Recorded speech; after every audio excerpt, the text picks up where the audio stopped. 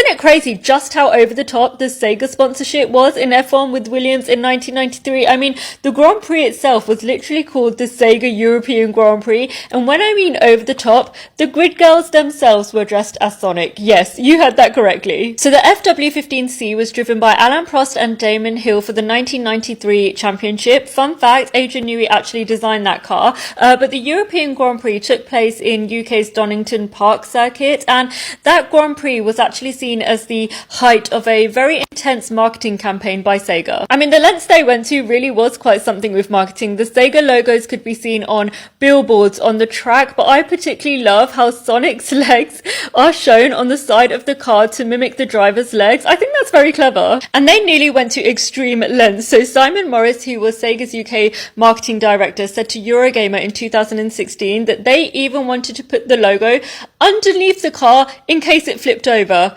That's insane. Instead, they ended up plastering their logos on these massive trucks. I mean, why not? We also had the Sonic the Hedgehog image on the drivers' helmets as well. And of course, because of other contractual obligations, we had the drivers in a number of different poses with Sonic, but also we can see Damon Hill here playing the Game Gear console. And no, I've not forgotten about this incredible Sega trophy that you see here, won by Ayrton Senna, because he did win the race in one of the most incredible opening laps. He went from 5th to 1st in just one lap. And this is actually a promo trophy, but when I think about everything that I know about this Grand Prix, everything that I've consumed, my mind immediately goes to this trophy rather than the actual trophy down here below. And this is quite funny. So because there was a battle between Williams and McLaren said as they entered that Grand Prix that they had entered into, their own words, a good-natured feud with the Sega-backed Williams, and the way they did that was with this sticker of a hedgehog that had been run over, and they essentially said it became like a